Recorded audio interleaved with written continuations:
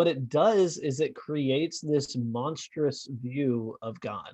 And it creates a view of God that, of course, people are deconstructing from. We have ideas that somehow God is good and somehow he's just, even when he does things that if any human did it, we would call it evil. But when we say God did it, we say, oh, well, it's holy now. Okay. 1, 2, ready, go. Welcome to the Called to Be Bad podcast. My name is Mariah Martin, and I feel called to be bad. It turns out I'm not the only one. Join us as we dig into all things bad, scandalous, deviant, the stuff that makes good church folks squirm in the sanctuary. Why? Well, because sometimes the scandalous is spiritual, deviant is divine, and bad is beautiful. Say yes to the call, and let's see what holy trouble we get into today. Hello, Joey. Hey, how's it going? Good. Welcome to the podcast. Thank you for having me on. I'm really happy to be here. Yeah, so this is Joey Treib. Joey is an ex-evangelical, so ex-evangelical. I don't think we've covered that word here on the podcast yet. Oh, okay.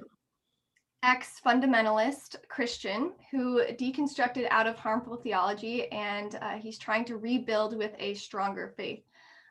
Joey is the co-host of a new podcast called All Things Reconsidered, which is available on YouTube, Spotify, basically anywhere you can find your podcasts.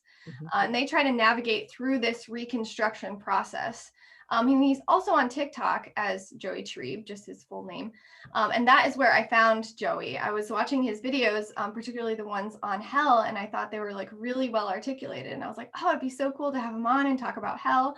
And then in his bio, it said, ask me to be on your podcast. And I was like, don't mind if I do. I shall. I'm glad that worked. Yeah, it worked really well. So before we dive into, the fiery pits, which is our bad topic for today, let's talk about what you are drinking. Yes, I would love to. It's nothing too fancy, okay, but I just have Cinnabon Keurig coffee cup coffee.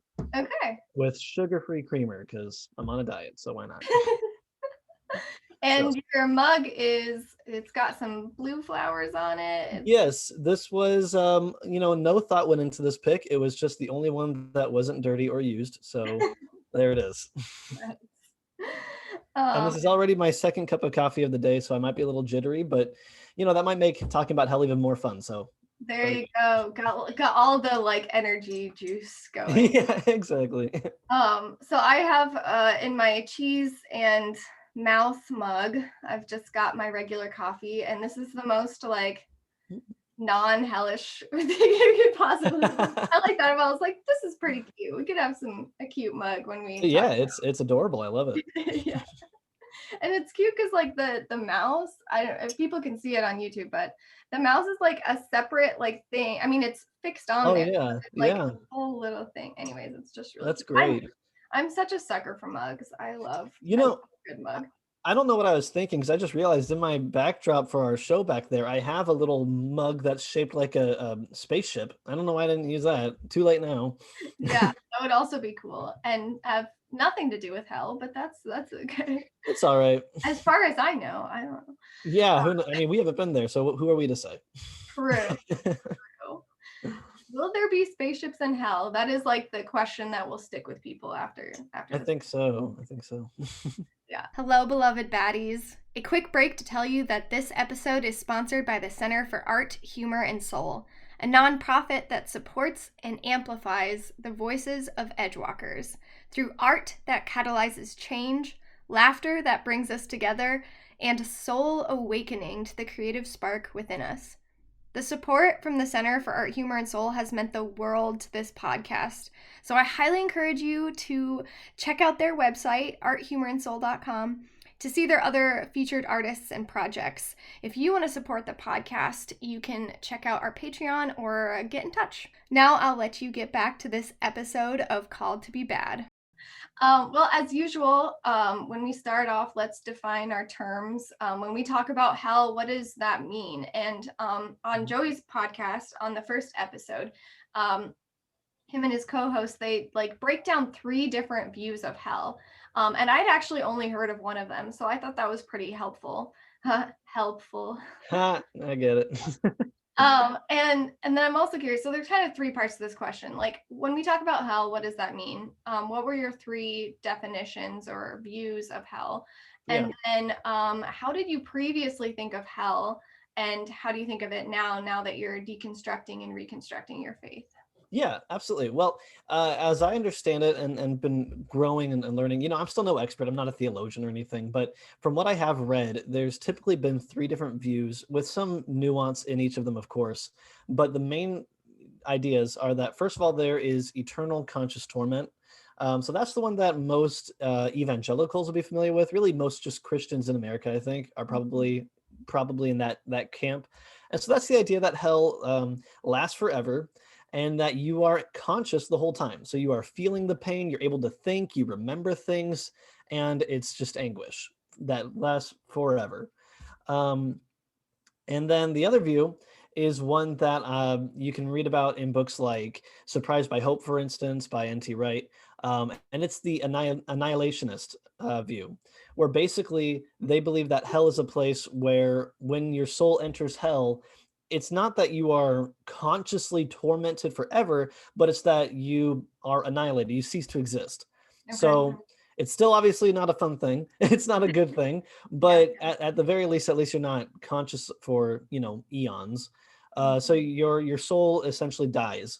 And because there's a verse that says, I wish I could pull up I can't think of the reference on the top of my head, but you can Google it. It says that it says, fear the Lord who has the ability to kill both soul and body. And so the idea is that that's what happens in hell.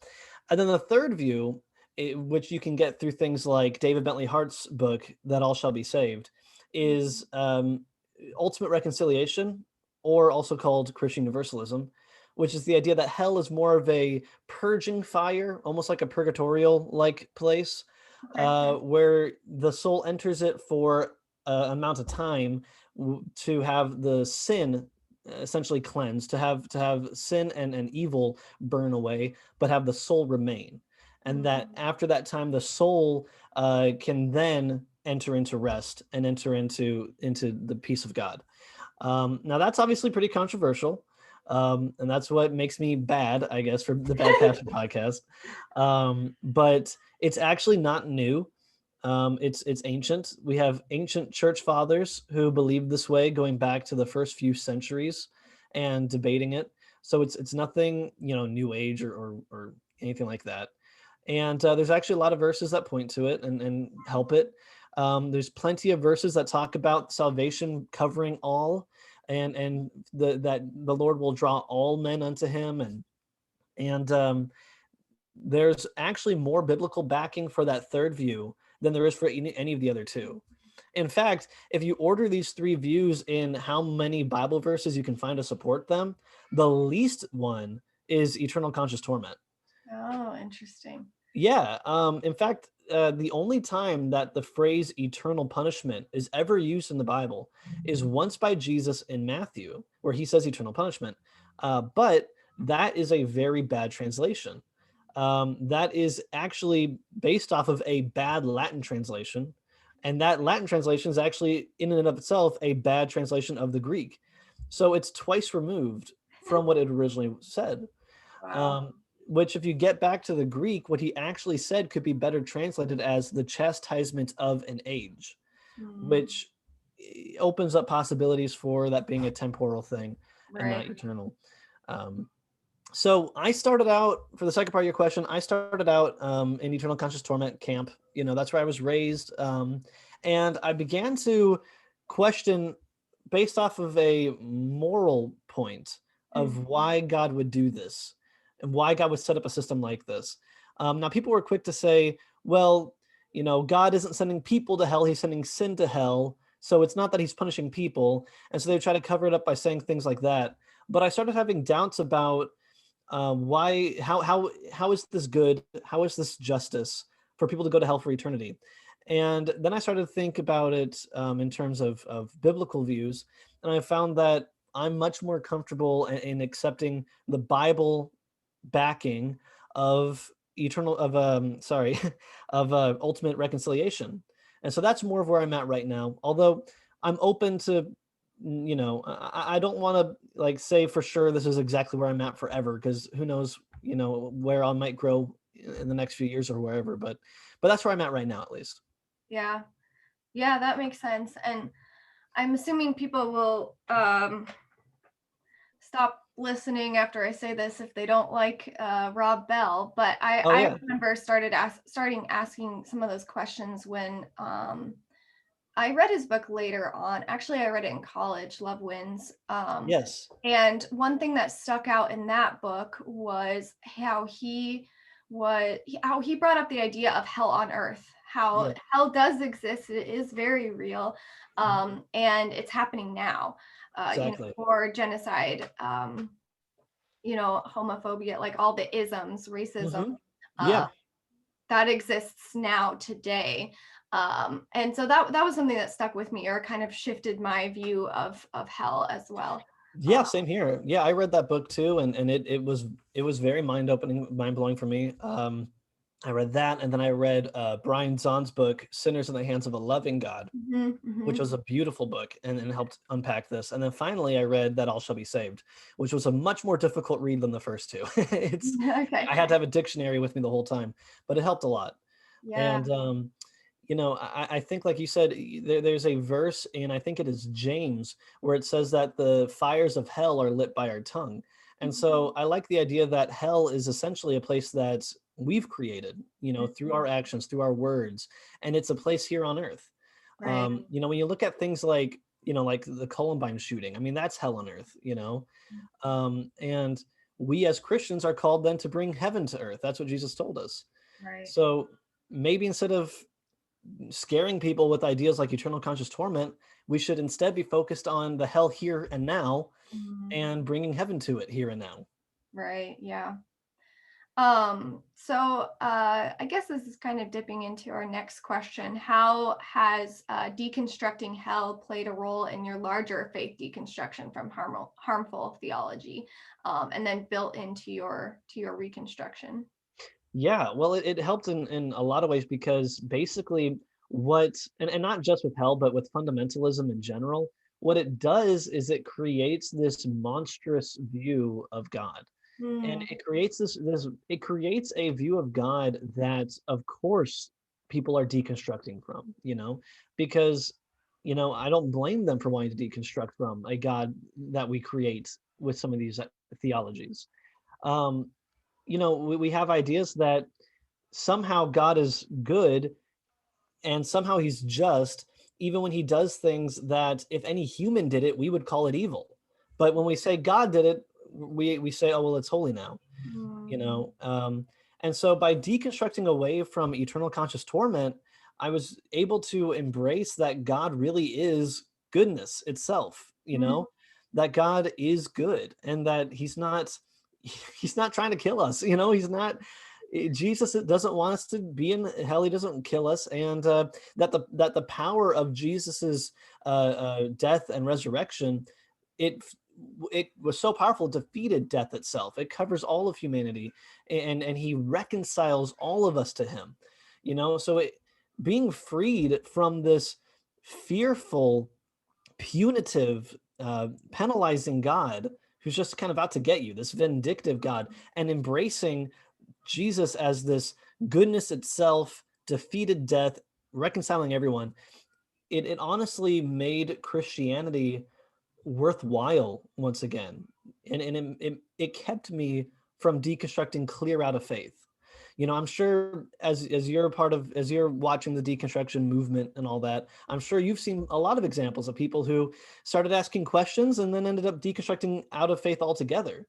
But learning that some of these ideas are actually not fundamental, you don't need to believe them, learning that it's okay to hold different theologies about hell, it helped me stay in faith. Yeah, that's really beautiful. I appreciate that a lot. Well, And like the idea of God torturing us in hell forever. I think Rob Bell kind of brought this up in the very beginning of his book. Like, we have a finite years, in terms of like in the scope of the universe, in the scope of all the lifetimes, we have a limited number of years where we try to do the best we can with what we have, and then there's also like cycles of abuse and poverty and addiction, and yet somehow we are supposed to be able to overcome these and move towards God. And if we don't, then, or if we don't find Jesus somewhere along the way, then we are punished for that. It doesn't line up with the idea of a loving God that like knows all. Like, if you believe God is omnipotent, that knows all, knows every hair on your head, then that God would know why you made the choices you did and how you ended up on the path that you are on. And then you are punished for that, but God understands. Like, it doesn't, in my mind at least, it doesn't line up. It doesn't seem very logical. It's not at all. It's not at all. And there's even verses like where they say, we do not have a high priest who cannot sympathize with us in our weakness, but rather we have a high priest who was tempted in all things and yet did not sin. And then it says, therefore we can come boldly into the throne room of grace and receive help in time of need. So what it's saying is that we don't serve a God who doesn't understand us. We don't serve a God who can't sympathize with us in our weaknesses. So the idea that we're establishing, okay, so God can sympathize with us. He does understand what we're going through. And yet we're being punished for being victims of sin. I mean, I understand the penalties of sin is death. The wages of sin is death. And I understand that completely. But death was then defeated. So why would a penalty be something that's already been defeated by the cross? At this point, maybe that death, that is the penalty of sin, is a death that we've already died. A death that the old man essentially dies and a new man is created, as Paul says, a new creation. Maybe that death is something that that now, being that Jesus has defeated it, we can come boldly into that throne of grace, as the Bible says. All right. Yeah, it's weird to think that, like, we most of us believe that we're flooded with grace our whole lives, and what that grace looks like can be different. People disagree, but then that grace has a limit, like that okay, after this point, then like that's the tipping point, there's no coming back from that. That also doesn't line up with the idea of a loving God. Or if you think of God as like a parent, it doesn't line up with unconditional love necessarily. Absolutely. And who decides when that point is that there's like no turning back? And I have the same questions. It's what I realize is that God's mercy can never be escaped from. Basically, you can't out sin his mercy. And his love goes further. It says that his love covers a multitude of sins. And Jesus modeled forgiveness again and again and again. When the disciples asked him about forgiveness, he said, you should forgive your brother, 70 times, 7 times, basically just exaggerating the numbers to say you keep forgiving over and over again. Right. And so how backwards of us to think that Jesus would teach forgiveness endlessly, and that he would preach, or he would say even from the cross, Father, forgive them, for they know not what they do. But then once he gets up there, say, all right, never mind about that. Let's judge them. Let's throw them into hell. It just kind of goes against even what Jesus modeled, in my opinion. Yeah. Oh, I had 2 thoughts. Okay. One of them was, I remembered that when I was little, I was already starting to ask these kind of questions. How many people, this is like a little notebook that I had like in my Bible. Awesome. And like you can see that handwriting, like that is like not, I just, yeah, anyways. It's better than my handwriting. You wouldn't be able to read it, I promise. Yeah. Do you believe in a literal heaven or hell? How many people become Christians to avoid going to hell? That was some. And then I was really caught up on how I had a good, kind friend, but she didn't believe in God or Jesus. And so I was really caught up on like, would she go to hell then? Yeah. Man, I I remember being a kid and being terrified of the idea of my friends going to hell. You know, a lot of people who are deconstructing out of this kind of stuff, they talk about how they were scared for themselves being in hell, like hell frightened them. I don't know what it says about me, but I was more scared about like, you know, basically I always, as a stupid kid, I always like, oh, I'll be fine. I'll go to heaven. Like I was so I sure was of the same myself. way. Yeah. I know I'm going to heaven. Yeah. Yeah. But so I was scared for my friends, and Yeah. I was traumatized with the idea that they're going to be in hell forever. And, you know, that's a lot of weight to put on a child. It's a little off topic, but one of my pet peeves is when Christians try to put the pressure of the Great Commission on children, as if we're trying to take our children out of childhood and say, you're actually supposed to be an evangelist to your school, so get after it. Right. That's not a responsibility that should be put on children. They're not, you know, able to I think handle that yet. And I think it's a terrible thing, but I know that's off topic. Sorry. No, I mean, it all connects. I mean, like, yeah, I forget if you were talking about it on your podcast or where I heard it, but the idea, like, if some kids, like, if their parents aren't baptized, and so then they worry about their parents or their family members going to hell, like, that is so much to put on the shoulders of a child. Yes. And like, I was not raised with super fire and brimstone views of hell, but it was enough in the culture that I was like asking these sorts of questions. Wow. And I think like, I guess a little bit shifting, but viewing God like as a parent, like I think a lot of people mix up like what love is. Like, I don't think that they were, I mean, I'm sure their parents did the best that they could. But for some people, like love was very associated with like fear, fear of their parents, fear of getting in trouble, a fear of punishment. And so I think then we take that framework of like, oh, this is love, and love is so entwined with like punishment, even like corporal punishment, and then apply that to God and call that love. And I heard someone actually on TikTok say that like love is not the opposite of abuse. And so a lot of people, like if they like were spanked growing up, they can't view that as abuse because they think that love is antithetical to abuse. And a lot of times the people that are most abusive are people you would consider like loved ones. And so it's just a really, there's like this cognitive dissonance of like, well, people that I love shouldn't hurt me. It's just that like, then we apply that to God and like, and so then somehow like this abusive behavior of like, yes, I'm going to take my child that I created and loved, and then I'm going to torture them forever. Yes, this is love. Somehow that makes more sense if it's viewed from this lens of like somehow love and punishment.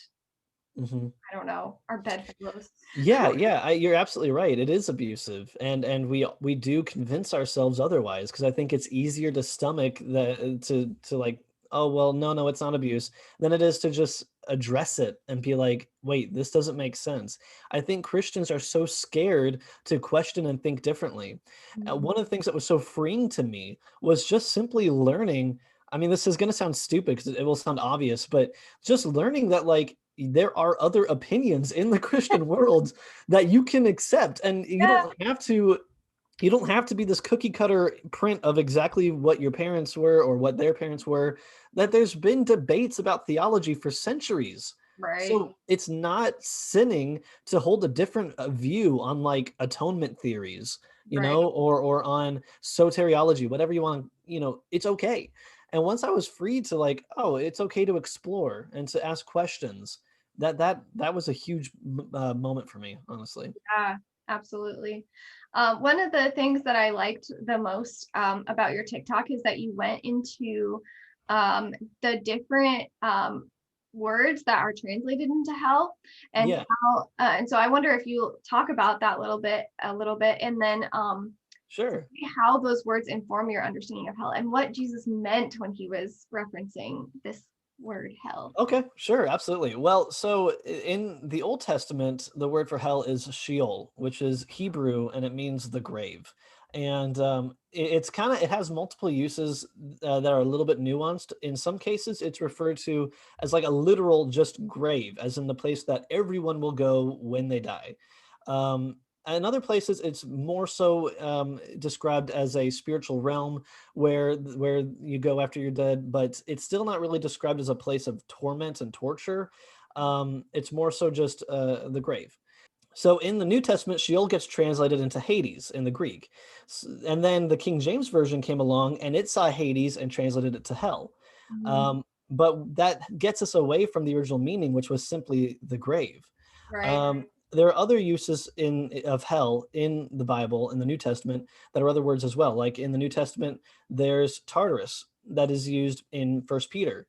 That's translated as hell, but it's an entirely different place. That's actually a place in Greek mythology where Titans were enchained by Zeus. So Peter is referencing a known myth, something that people are very familiar with, but he's not describing a real place because he's describing a Greek myth. But he was talking about the fallen angels. And so to describe the fallen angels, he was basically saying, hey, you're familiar with Tartarus, right? Hey, where, Zeus enchained the Titans. Well, think about that. That's, fallen angels. He wasn't describing hell as we know it, as we're familiar with it. Sure. So the third use is Gehenna, and this one is the most close to our idea of hell. Sheol and Hades is nothing like our idea. Tartarus, of course, is an entirely different place. Gehenna is the one that's most similar to what we think of as hell. But what surprises a lot of people is to learn that it's actually a real, physical place on earth. It's a valley right outside Jerusalem. And there's some debate about what went on in that valley. There's some people who say that it was like a trash dump where trash was burnt up and there was fire that constantly burned. And people in Jerusalem would leave the city to kind of dump things there. But there's some people that disagree with that because I guess there's not a whole lot of archaeological evidence. What we do know, though, is that in the Old Testament, it was a place where wicked kings of Jerusalem sacrificed children to Moloch.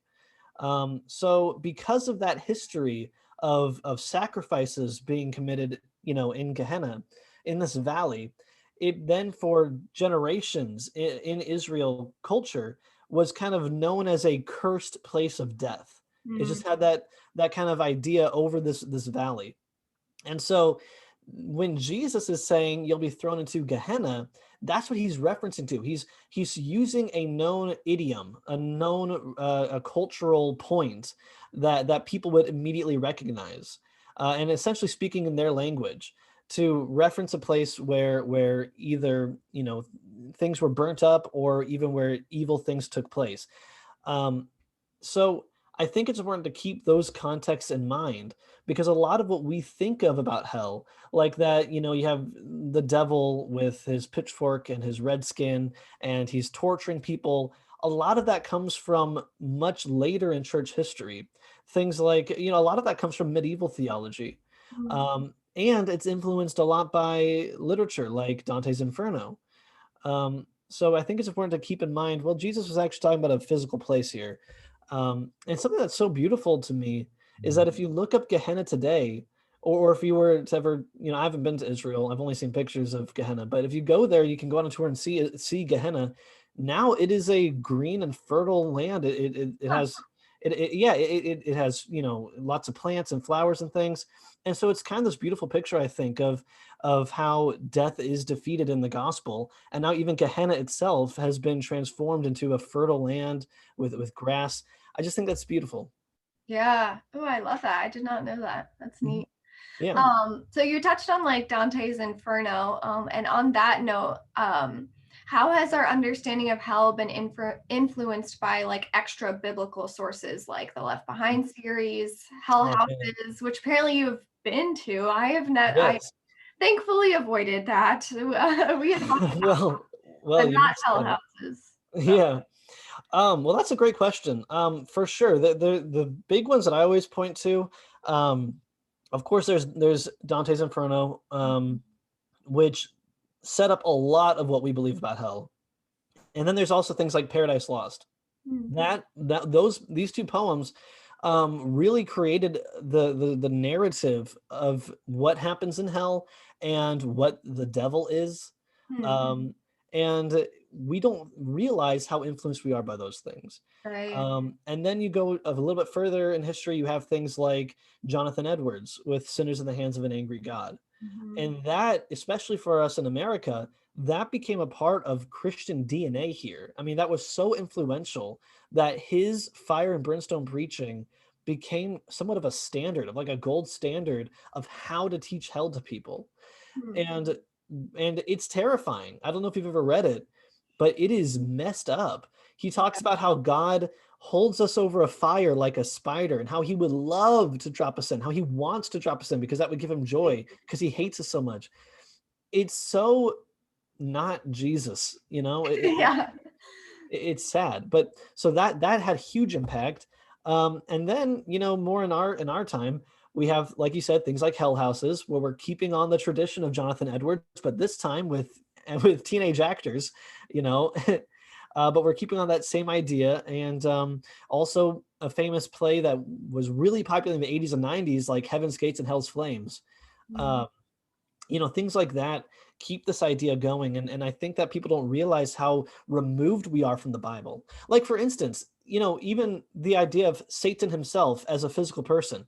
One of the first things that I started questioning and deconstructing was, I just thought to myself one day, I don't know why I had this thought, but I was just like, okay, where in the Bible is the story of Satan's origin? Because if you talk to most Christians, they'll tell you, because we've all heard the story, well, Satan used to be an angel named Lucifer. And some people, what I was brought up in, they said not only was he an angel named Lucifer, but specifically he was a worshiping angel. So he was like the leader of essentially the heavenly worship team, I guess. I don't know.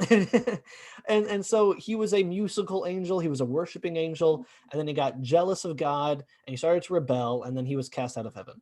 That's the story. And so I was like, where do we find that in the Bible? I started looking into it and realized that actually a lot of that story comes from things like Paradise Lost. And if you go into the Bible, the verses they use to tell that story aren't actually talking about Satan. You know, for instance, in Isaiah, they get a lot of that where the word Lucifer is used. But that is actually talking about a king. I want to say the king of Babylon, but it might have been a different empire at the time. But one of the major empires of the Old Testament, he was talking about them. And it even says in it, this is who I'm talking about. And yet we somehow think that it's talking about, you know, Satan. And so once I realized, like, oh, wow, so really what I've been believing about Satan came from this poem and not from the Bible. That was mind-blowing to me, honestly. And it was really freeing to learn that Satan itself, that word isn't even a name. It just means the accuser. So it's actually the Satan. And so we're assigning him names. You know, even Lucifer isn't his real name. That just means the star of the morning, or the morning star. Yeah, and it's literally referring to Venus. Because basically when the sun's rising, Venus is the last light you can see. It's because it's the last one to disappear in the sunrise. So it created this basically this idiom or this myth that like Venus was a spiritual being that was like rebelling against God, the sun, because it was the last light you see before the sun envelops everything. And so that's the metaphor that Isaiah is pulling to talk about the king of one of these empires. And yet we come off with this idea of like, oh, that's his name. He's a dude named Lucifer. We're just totally lost. Yeah. My friend, so I don't know if you've seen or heard of the Netflix show Lucifer. But my friend watched it and she called me and she was like, okay, how much of this is like biblical? Like how much, you know, and I was like, I had to look it up, like Lucifer. But I was like, I'm pretty sure basically none of it. And like, I don't think any of this is biblical. And so I found that like Isaiah, because at first I was like, I didn't even think the word Lucifer was in the Bible. I looked it up and I found that, you know, it is in Isaiah, but like the idea of like being a fallen angel, is that in that Isaiah passage of it, like, where did we get the fallen angel, or is that from outside the Bible? Yeah, so there's other places that in the Bible that do describe that. Well, a few off the top of my head, like, I mean, for instance, Jesus does say, I saw Satan fall from heaven like lightning. So he does say that, but, you know, in that one phrase, he doesn't mention anything about him being an angel or being named Lucifer or being anything to do with music. So we just have, okay, he fell from heaven. We know that. And I think what he's describing is the same thing that took place in the Garden of Eden, when you see sin entering the world. I think that's what he's describing, that Satan, not as a person, but as a spirit of being the accuser, or being, the spirit of basically evil in the world, that it entered the world, at the fall, essentially. I don't think he's describing a person literally being thrown. Right. We have another case in Daniel that people turn to, where Daniel's giving a verse, or giving a vision of like something falling from heaven. And so we say, I think the vision's actually that like something knocks a star out of heaven and it falls. I'd have to look back at it again. But we look at that and we say, oh, well, there you go. So Daniel is describing Satan falling from heaven. The problem is, the very next chapter, after he gives this vision, Gabriel, the angel himself, comes to Daniel and says, all right, let me interpret what that was. And he says that was a message about Babylon. So it's like, if Gabriel said it's about this, why are we arguing with him saying, it's actually about the devil? You're arguing with an angel right now. Exactly. You better check yourself. Yeah. It's like, you're really going to mansplain to Gabriel? Okay. But I think that we don't realize it, but we have been influenced by things like literature and sermons and plays. And all I'm trying to do is get back to what the Bible really meant, as best as I can. I'm no expert, but that's just what I'm trying to do. To hear the full conversation, tune into the next episode of Called to Be Bad. Here's a preview of what's to come in part 2. Hell is a place within God.